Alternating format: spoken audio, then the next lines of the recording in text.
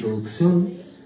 Vamos después a hacernos algunas preguntas y después les voy a dejar algunos razonamientos, alguna línea de pensamiento que a mí en lo personal me ha permitido a través de estos meses de estudio llegar a la conclusión, a la certidumbre o a cierta seguridad de la forma de nuestro mundo.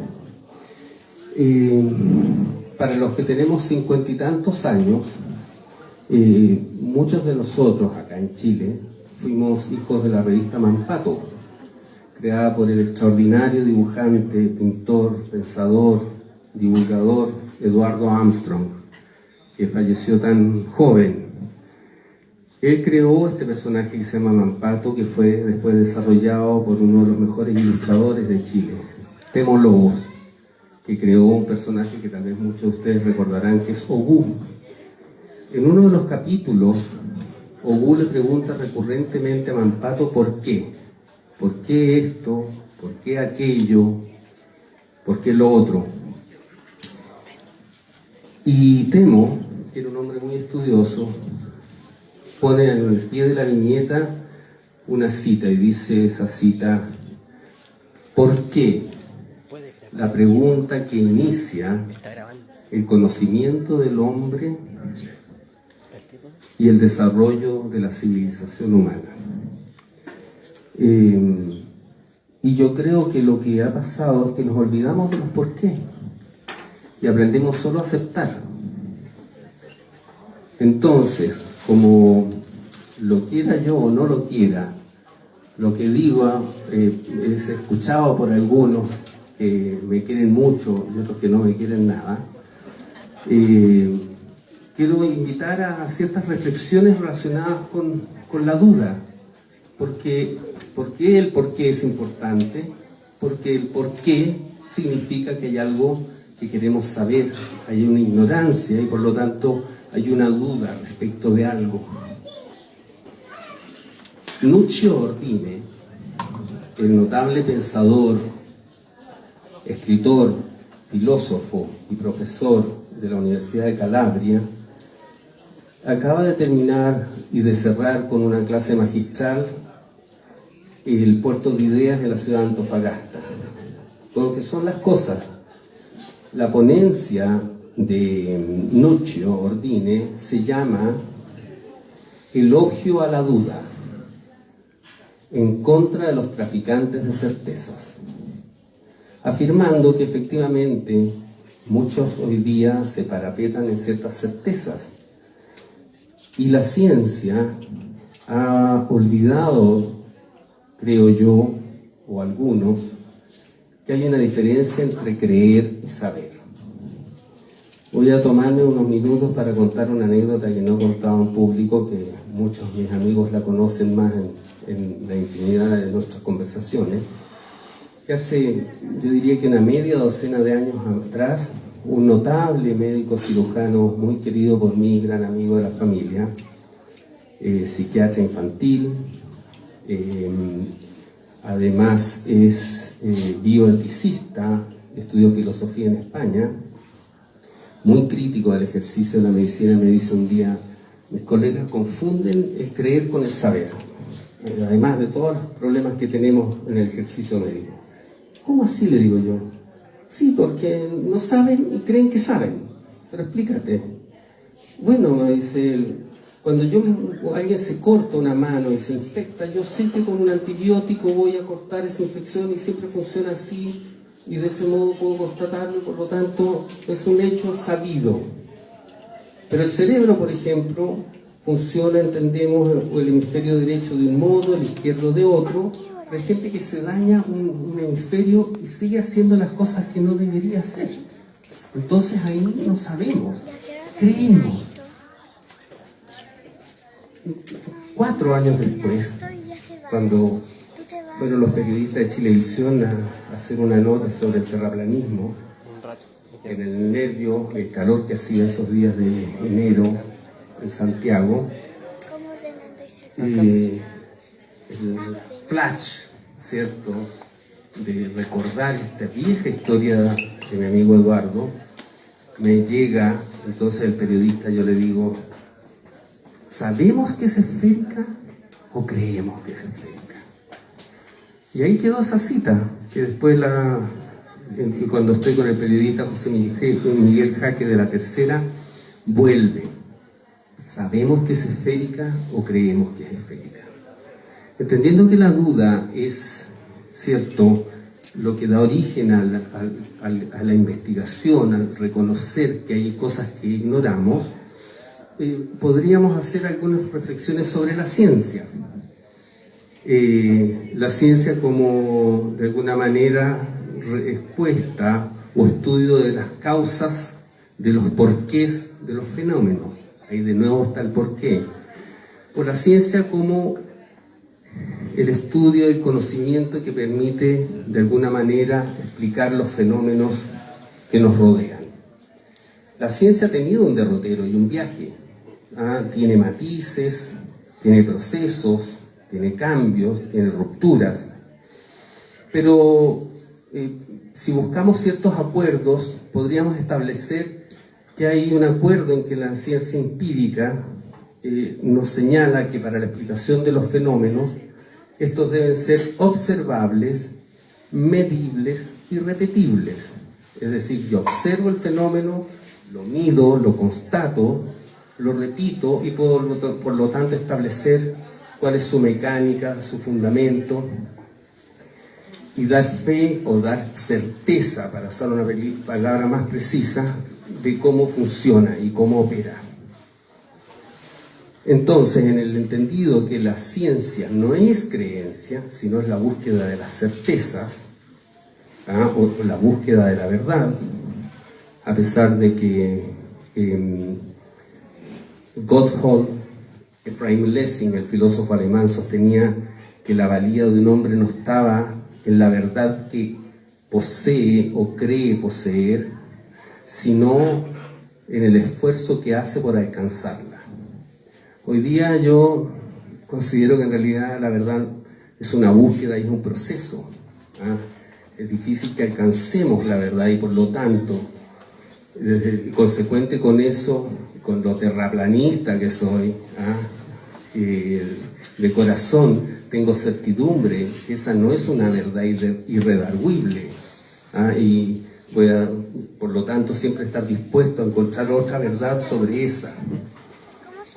Pero no obstante, y volviendo al concepto de que la ciencia no es creencia, para aquellos que se entusiasman, no sé, en de alguna manera confrontar el pensamiento geocentrista o geocéntrico, les voy a dejar estas reflexiones, estas preguntas para ellos como hombres de ciencia, se respondan, pero no a mí, se respondan a sí mismos, porque no quiero que vos hagas una respuesta que esté orientada a estar en desacuerdo conmigo o de acuerdo conmigo, sino que de acuerdo contigo mismo, que es lo más importante. Son dos preguntas que llevan implícita una tercera. Denodadamente defienden el modelo heliocéntrico y entendiendo que la ciencia no es creencia, sino es certeza y búsqueda de la verdad. ¿Cuál es tu propia, íntima y personal constatación que la Tierra gira sobre sí misma y se traslada en torno al Sol? ¿Y cómo podrías demostrármelo? O demostrártelo, hombre de ciencia. ¿Cuál es tu propia, íntima y personal constatación que la Tierra gira sobre sí misma y se traslada en torno al Sol? ¿Y cómo puedes demostrarlo? Segunda pregunta. ¿Cuál es tu propia, íntima y personal constatación que la Tierra es esférica y está situada en el vacío espacial? ¿Y cómo podrías demostrártelo? Nadie puede, ¿o no? ¿O yo estoy diciendo o es muy tonto lo que digo? Por lo tanto, aquella persona que honestamente responde a sí mismo que no tiene constatación, tiene que admitir con valor que es un hombre de fe y es un religioso en su ciencia. hasta que ella demuestre lo contrario. Esto es duro, ¿ah? Yo lo sé, hay muchos acá que lo sabemos, es muy duro, pero los buscadores de la verdad yo creo que siempre vamos a estar dispuestos, porque preferimos una verdad incómoda a una mentira confortable, y eso es lo que nos tiene aquí, y es a lo que hemos invitado siempre. Pero sentémonos a conversar un café. Si esto no es una guerra, si somos buscadores de la verdad, sentémonos a conversarlo. Porque hay personas que piensan que nosotros estamos en contra de ellos. ¿Habrá algo más insensato en contra de alguien que no conoce, que no has visto a los ojos? Porque sí, porque piensa distinto. Eso es fundamentalismo, aquellos que quieren imponer que todos pensemos como ellos. A mí, en lo personal, no me interesa que piensen como mí, como yo, como nosotros, los que pensamos hoy día de manera geocéntrica, sino que hagan su propio y personal viaje y su propia y personal búsqueda. De eso se trata. Que, por cierto, está muy vinculada, en este caso, a esto, porque la búsqueda no solo pasa por la ciencia, no pasa por otros aspectos de la naturaleza de nuestra existencia.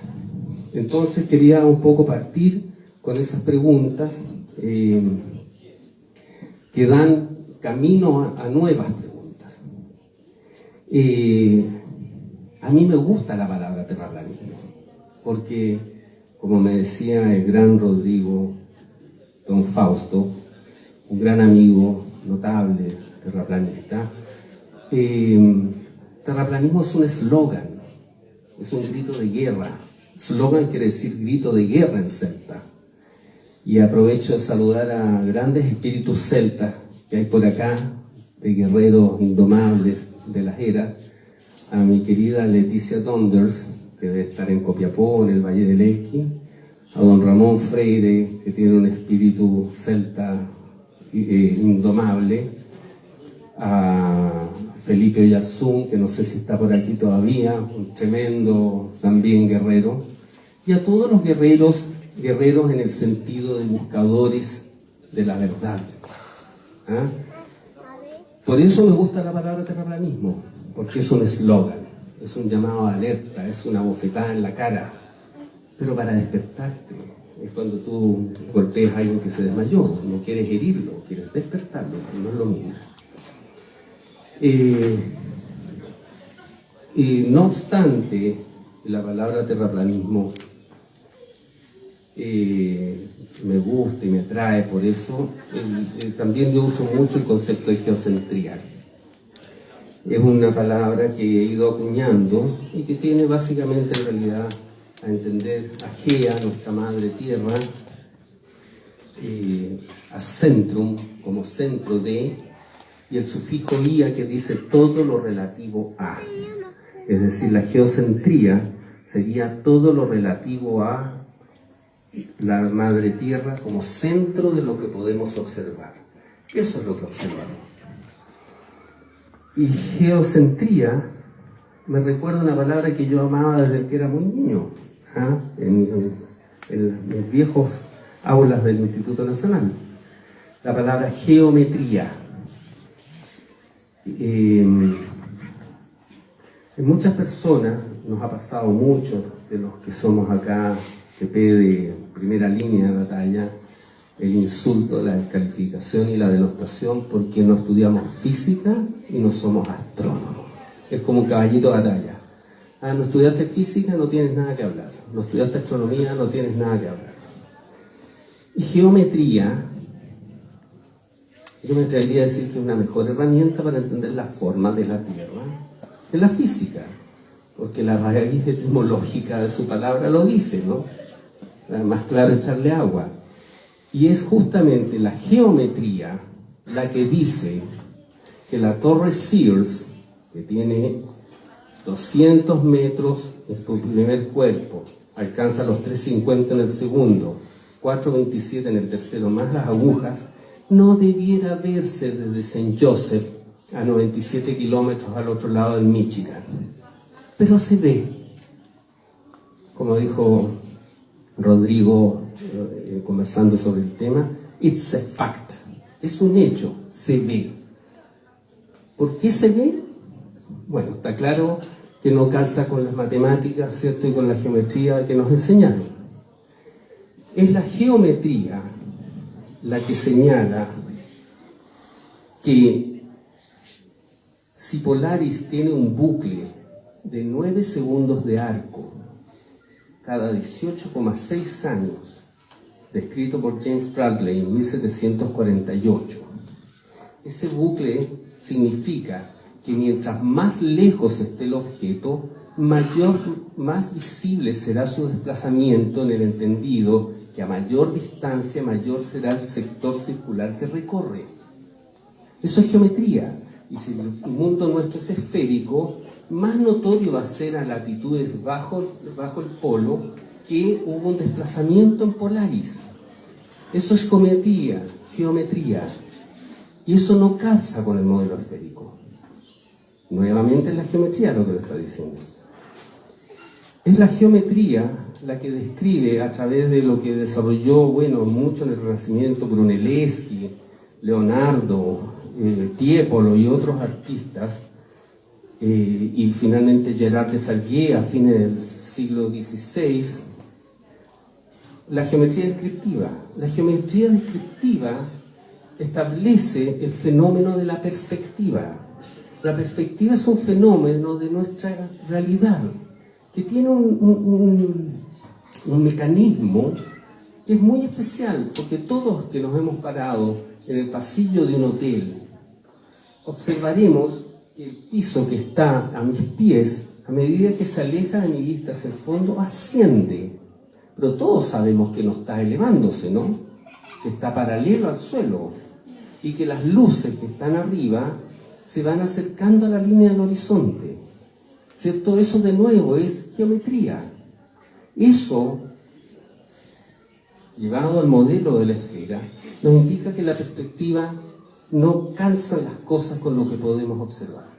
De hecho, es la geometría, nuevamente, la que indica que si yo hago un arco de circunferencia que equivale a un sector circular de un círculo de 40.000 kilómetros de perímetro, trazo una vertical, trazo una perpendicular en el punto de tangencia y lo elevo 10.000 metros, aunque a escala esto sea esta proporción, si yo voy en un avión y miro hacia la línea del horizonte, la Tierra necesariamente tendría que estar bajo los ojos del observador. Y los globos aerostáticos de alta presurización de investigadores independientes a 36.400, 40.000 metros de altitud muestran el horizonte plano y todo indica que la línea está a la altura del lente de la cámara. Esos son hechos. Ahora, si esos son consecuentes con la Tierra esférica, hay algo que no calza. Entonces, eso es lo que estamos simplemente pidiéndole a las personas, que investiguemos el modelo a la luz, razón, equipos, herramientas, instrumentos que tenemos hoy y no teníamos hace 50, 100 o 200 años atrás.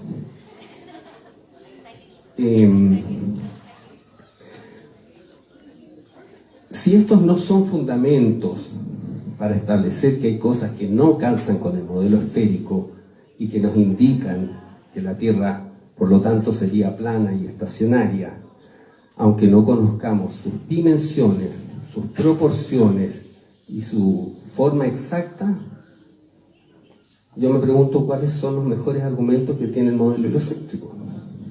¿Ya?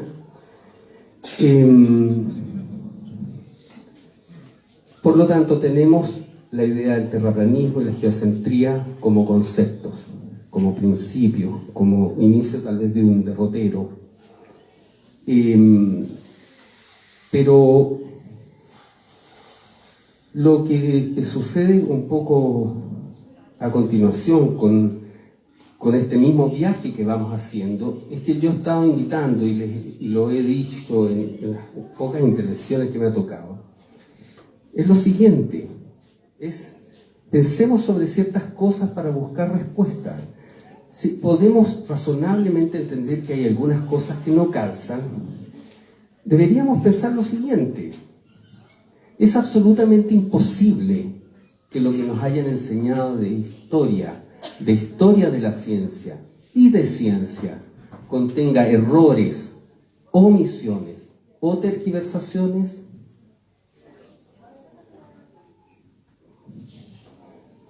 No es imposible. Dicho esto, a aquellas personas que realmente les interesa el tema y quieren investigar o les motiva a entender mejor nuestro mundo y que dicen ser científicos, yo les pregunto lo siguiente: ¿suena sensato y razonable que un investigador, un científico, un pensador rechace una corriente de pensamiento, un modelo, por ser diferente al que estudió, le enseñaron, aprendió, o por considerarlo ridículo, anacrónico o rupturista? Eso no es sensato y razonable. No puedes rechazar un modelo si no has hecho lo mínimo, que es analizarlo, estudiarlo, compararlo, entender su lógica, su mecánica, su funcionamiento, sus debilidades. Los dos modelos tienen debilidades. Reflexionar profundamente sobre ello desde fuera del prejuicio y después emitir una opinión. Si la ciencia creíamos que era sacrosanta, pura, virgen y casta, pero ya nos dimos cuenta que no. La ciencia ha caído en lo que caen muchos de los caminos del hombre, ¿no? Pero el verdadero buscador no puede casarse con una idea. Yo viajé hace unos días atrás a Valparaíso y me fui con una chica muy grata, así de ojos muy brillantes, de comunicación, y me dice que ella es profesora. Y estoy muy contenta, me voy a ir a hacer clases al sur. Qué rico, le digo, ¿yo clase de qué? De biología. Uy, le dije yo, tenemos un problema. ¿Qué? Me dijo, soy terraplanista. Me dijo, tú eres terraplanista, tengo un amigo que me tiene loco con el tema. Y ella fue tan honesta y me dijo, no, bueno, la biología y la ciencia se está empezando a cuestionar porque nos estamos dando cuenta que hemos aceptado muchas cosas. Y además nos estamos dando cuenta que muchos de nosotros, los científicos, nos casamos con una teoría y somos capaces de hacer cualquier cosa para que los hechos sean consecuentes con nuestra teoría. Y ahí tú te das cuenta que, claro, la ciencia es pura y casta en un ámbito, ¿cierto?, intelectual y abstracto, como la justicia, ¿cierto? La ciencia y la justicia debieran vestirse igual, las dos puras castas, ¿cierto? Una con los ojos vendados y otra con los ojos sin vendar para observar, ¿no? Pero bueno, ya en manos del hombre pierden esa pureza. Y hay que tener conciencia de ello. Y yo creo que los científicos, como nos sucede a los seres humanos, no tenemos mucha conciencia de ello.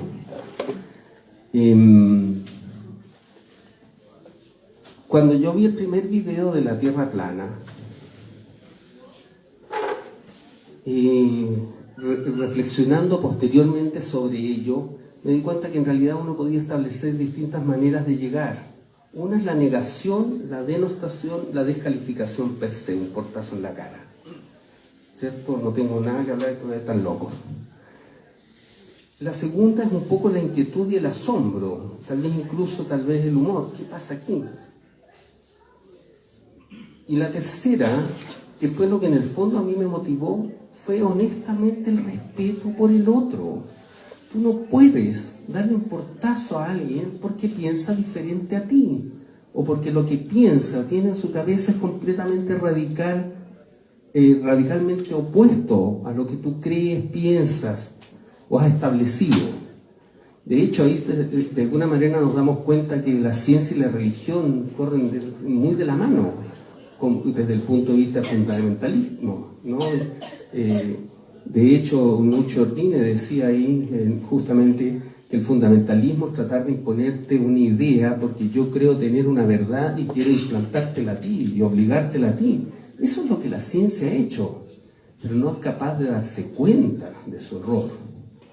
porque es duro, para muchas personas es muy duro, y yo estoy seguro que hay personas o seres que no estarán dispuestos a admitir que todo lo que estudiaron, o una parte importante de ella, sea falaz, ¿ya? Entonces, en mi caso personal fue el respeto por escuchar a otro, esperando que me iba a encontrar con un fundamentalismo religioso. Arrodíllate, pecador, la tierra es plana, y castígate con un látigo impuro.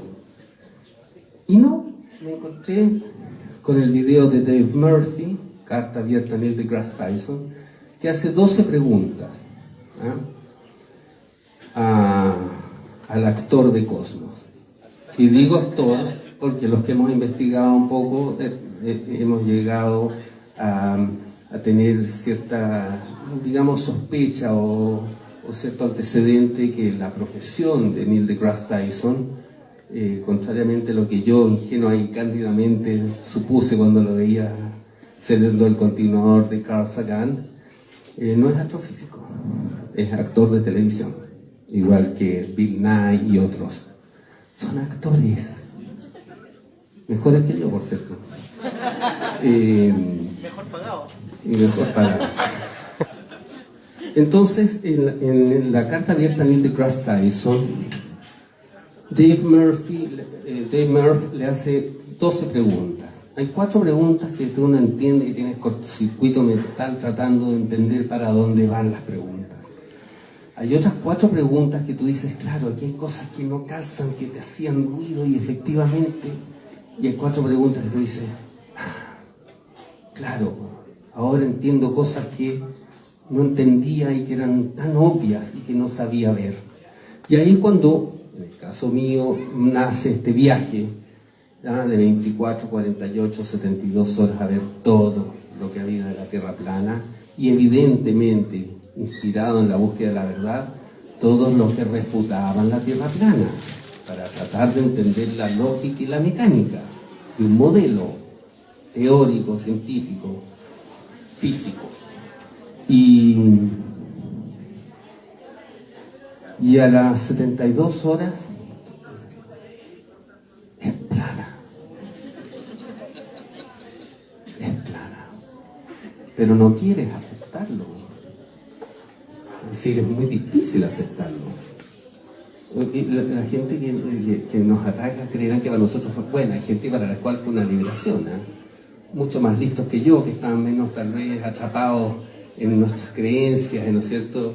Y más en esta tradición que no nos permite liberarnos las cosas, ¿cierto? Pero ciertamente no es fácil para muchos de nosotros, es muy difícil. Probablemente mientras más viejos somos es más difícil, probablemente. Tal vez más joven, estás menos moldeado todavía, eres un poquito más blando, por lo tanto más maleable. Y ese asumir esa verdad significa también todo un nuevo replanteamiento, que es lo que nos tiene un poco acá, porque evidentemente si la Tierra es plana, todo tiene que ser revisado. No hay nada que no pueda ser revisado nuevamente.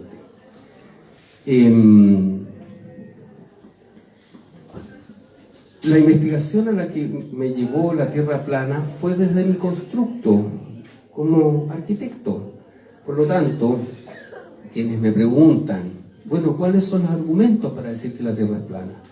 Hay muchos argumentos, pero yo hablo de los míos. Los míos son, en primer lugar, trigonometría esférica o pitagórica.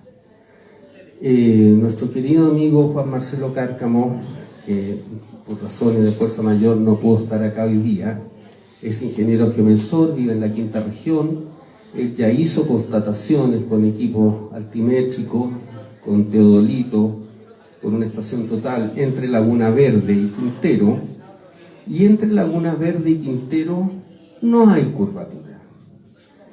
Tenemos registros fotográficos desde la playa de las Torpederas hacia Quintero, se ve la rompiente de Quintero y no debiera verse.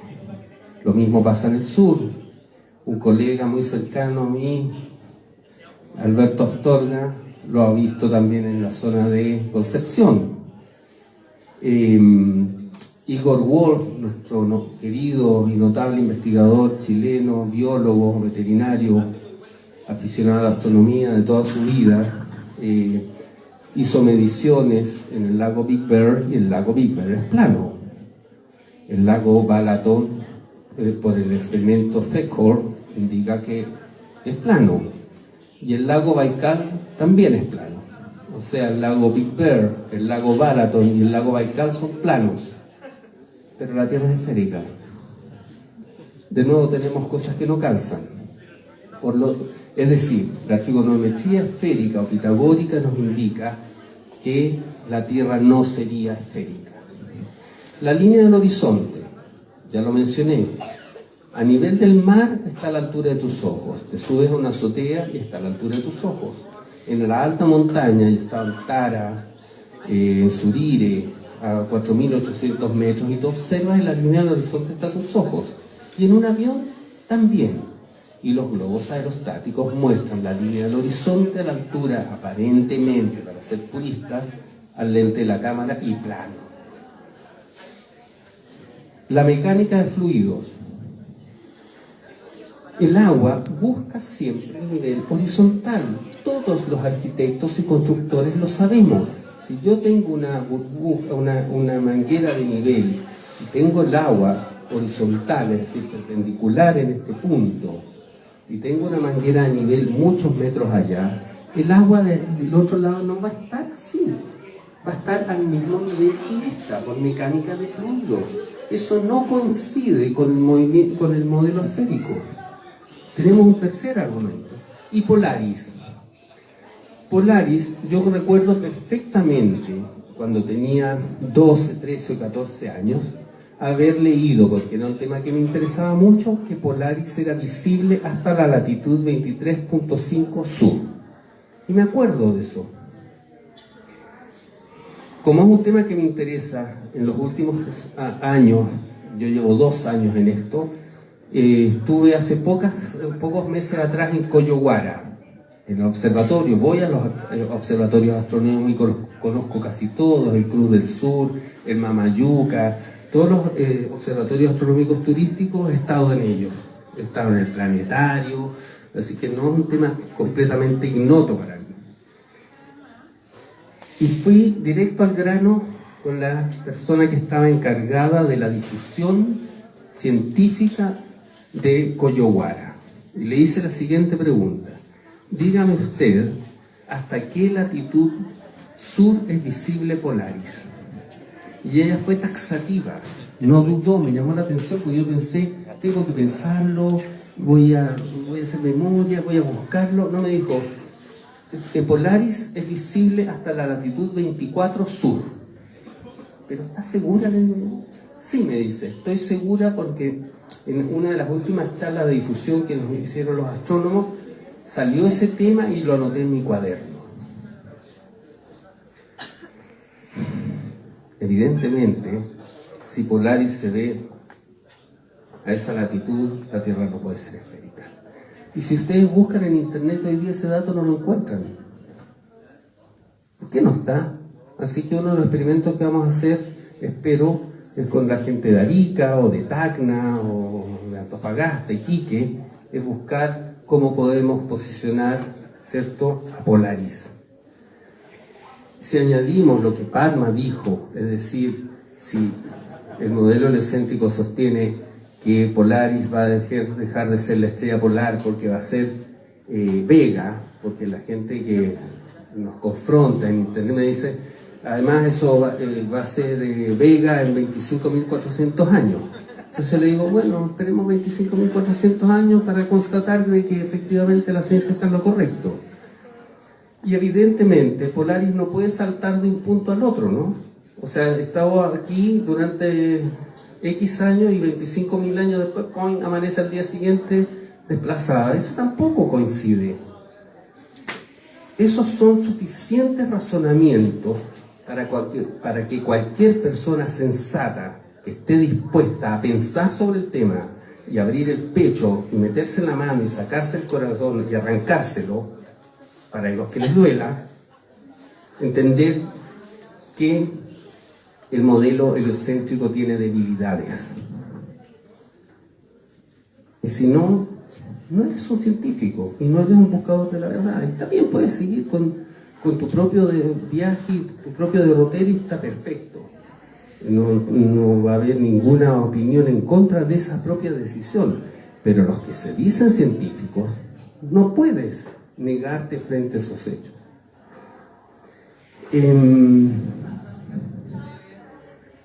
Yo quisiera para terminar dejar simplemente algunas ideas planteadas. Podríamos hablar horas sobre qué significa esto, porque en general yo diría que los TP, también me gusta usar esa palabra, los TP, hemos entrado en otro proceso. Ahora estamos tratando de entender el por qué, estamos mucho más abocados a conceptos más filosóficos de la ciencia. Lo percibo por las conversaciones que tenemos, porque los hechos, de alguna manera, cada día para nosotros son más certeros en que estamos en el camino correcto. Por supuesto, iremos haciendo trabajos de investigación, trabajos de campo. Nuestros amigos geomensores están haciendo algunas tareas, haremos alguna publicación. Todo para nosotros es cuesta arriba, es difícil. La mayoría de nosotros no somos científicos de tiempo completo, además financiados por la NASA. Yo digo, denme un día de la NASA y hacemos un mejor mapa que el que tenemos. Porque con 52 millones de dólares se pueden hacer muchas cosas.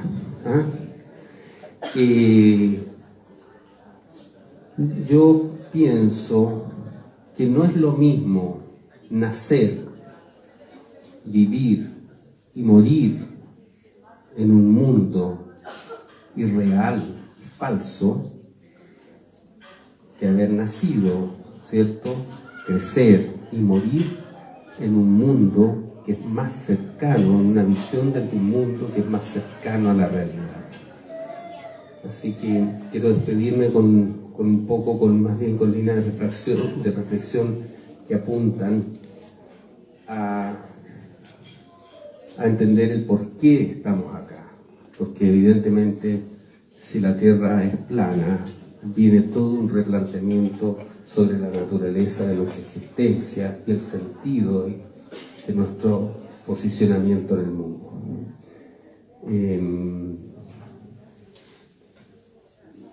Miguel Ángel Ortiz, mi viejo y querido amigo, me dijo hace tiempo atrás, después de estudiar, analizar, comprender, concluir y aceptar que la Tierra es plana, finalmente en ese momento pierdes la inocencia. Y la verdad es que la pérdida de la inocencia también nos obliga a madurar, nos obliga a crecer. Así que invito a todos acá, a las personas que, como muchos de nosotros, son terraplanistas o geocentristas, a que sigamos en este camino de un mejor entendimiento, de una mayor fraternidad. El espíritu terraplanista es tremendamente fraterno. Yo lo he vivido, lo he experimentado, he tenido la suerte de estar en Barcelona, estuve en Denver, estuve en Colón, Buenos Aires, ahora vamos a Montevideo, y solo he sentido afecto, reciprocidad, fraternidad, porque entendemos que estamos comprendiendo mejor nuestro mundo y que eso va a ser mucho mejor para todos nosotros y los que dejemos acá. Muchas gracias a todos.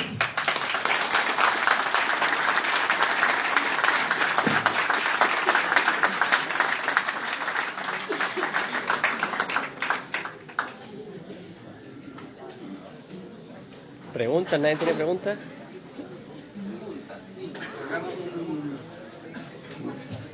Una pequeña ronda de preguntas. Madame. Gracias.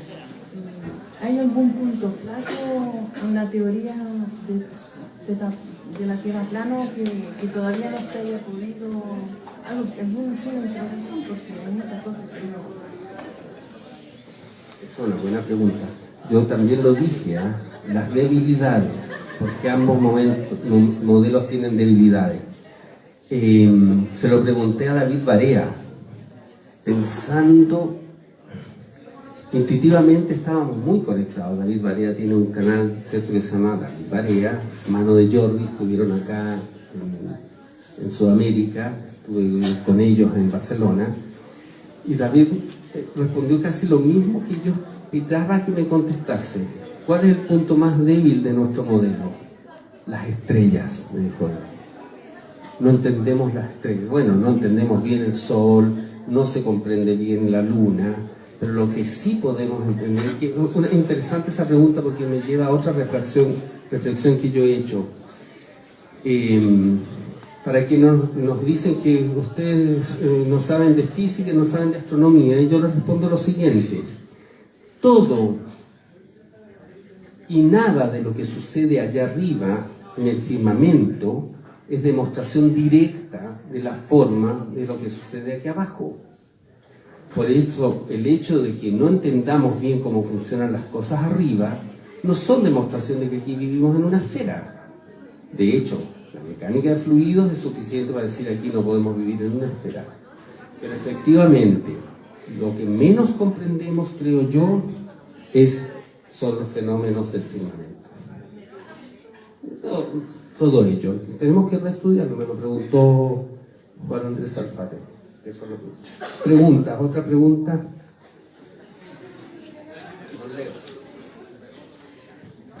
Hola, buenas tardes. Mi nombre es Leonardo.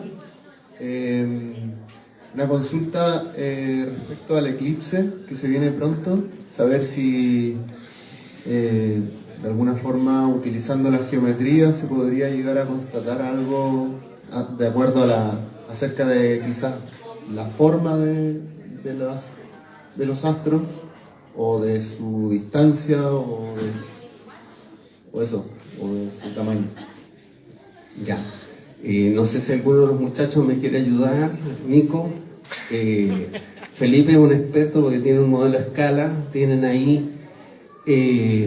A ver, podríamos decir lo mismo, pero no para sacarme los balazos. Los eclipses no demuestran que la Tierra es esférica, estamos de acuerdo.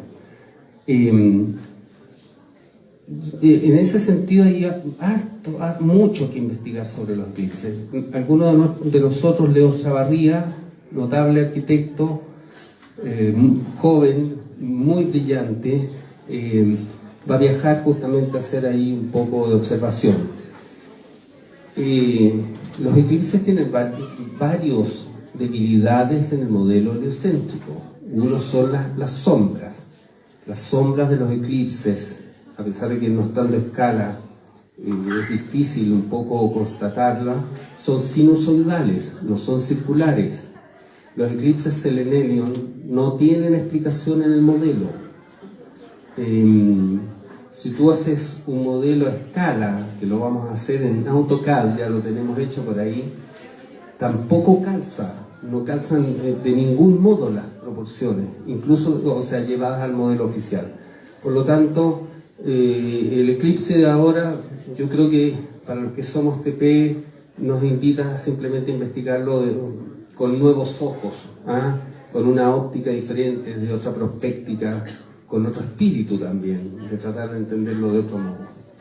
Pero evidentemente, a nuestro entender, no es demostración de la felicidad de la Tierra por ningún lado, ¿no?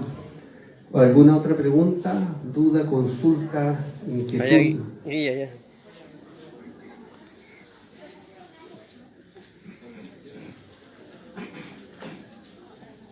Hola, buenas noches, soy Felipe. Estimado, quería hacerle una pregunta un poco ya llegando al final. Es básicamente sobre la cúpula y qué entiende usted por energía libre o energía etérica bajo el domo, por así decir. Esta arquitectura que imitaba a Nikola Tesla de alguna manera, por hacer mención vaga. A ver, mira, mi opinión personal sobre eso, tratando de ser como bien consecuente en todo el discurso de lo que yo procuro hacer, es que sobre esos temas que no he investigado profundamente, solo tengo una opinión un poco superficial, pero que sí te puedo decir con cierta certidumbre.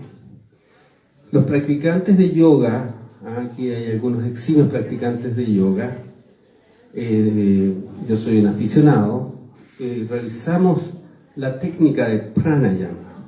El prana es en el modelo del yoga el éter, la energía que todo lo permea, todo lo atraviesa. Para mí siempre fue un poco, antes de llegar a la tierra plana, era la manifestación de Dios. Dios todo lo invadía y todo lo permeaba, en todos los ejes, ¿cierto? X, Y, Z y más allá probablemente. Justamente el experimento de Michelson en 1881, el de Michelson-Morley, Michelson-Gale, Sagnac, Churchill Noble, Kennedy, Airy, al dar una tierra estacionaria, eliminó el éter, ¿ya? Y como bien señalas tú, sería justamente el éter, volviendo tal vez a esta idea de que es una manifestación de la divinidad permeándolo todo, evidentemente podría tener energía infinita. Cuando estuve conversando con Julio César Rodríguez, yo dejé entrever un poco el por qué se nos había mentido. Y yo establecí una primera línea de reflexión que fue algo que ha surgido ya en estos últimos meses cuando empezamos a reflexionar, a meditar sobre el tema, es que la Tierra esférica, que es una paradoja, porque una esfera uno podría decir que es infinita, pero la Tierra esférica en términos de sus recursos es finita. Es finito el agua, es finito el petróleo, es finito los recursos minerales, y una Tierra plana yo pienso que puede ser infinita. Infinito el petróleo, infinito el agua, infinito los recursos minerales y el éter. ¿Ya? Así que no sé si, bueno, y de la cúpula, ¿qué puedo decir? Que sabemos nada, yo sé nada. No sé si algunos saben más que yo pienso que es un campo energético de ciertos gases o de cierto campo electromagnético que no nos permite salir. Y yo te estimo que no podemos salir y tenemos que asumir que no podemos salir, que esto es un campo cerrado en nuestra realidad. Cosa que además es consecuente con el concepto filosófico. Si entendemos que Maya es ilusión y que la rueda del samsara nos trae este plano de existencia, es razonable que sea cerrado. Porque la liberación, como dice Cohen, una cosa es la iluminación, que equivale a ver, y otra cosa es la liberación, que equivale a caminar. ¿No se han preguntado por qué Jesús curaba ciegos y paralíticos?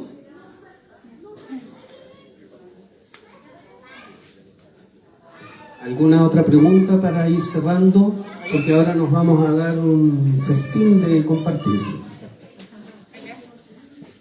¿Qué pasa con los libros apócrifos como Enoch, que hablan en teoría de una tierra plana? Porque esos libros son libros que están escondidos, o sea, están sacados de un canon de iglesia. Y los libros antiguos de la historia desde un principio hablan específicamente de una tierra plana. Esos son cosas, huesos duros de roer. Mira, si uno revisara, todos estamos en un proceso, y nuestro propio proceso significa retroceder y avanzar a veces, ¿no? Equivocarnos, errar para después dar un paso hacia adelante. Pero si ustedes revisan, los pocos que me conocen un poco, mis intervenciones nunca han tocado los temas relacionados con los libros, ni con la religión, ni con la Biblia. No porque tenga nada contra ellos. Todo lo contrario, tengo mucho respeto sobre los libros que dicen relación con el análisis, con el estudio, con el planteamiento filosófico, espiritual o religioso de nuestra realidad. Pero lo que yo sostengo y afirmo es que no tengo ninguna herramienta válida para mí para afirmar o rechazar cuán equivocado, intervenido, tergiversado, manipulado puede estar un texto. Por lo tanto, solo tendría que confiar en Él. Y justamente si hay algo que me enseñó la Tierra plana, es que tenemos que ser quirúrgicos. ¿Ya? Eso es. Nada más, cerramos, vamos a compartir. Gracias a todos. Namaste a todos.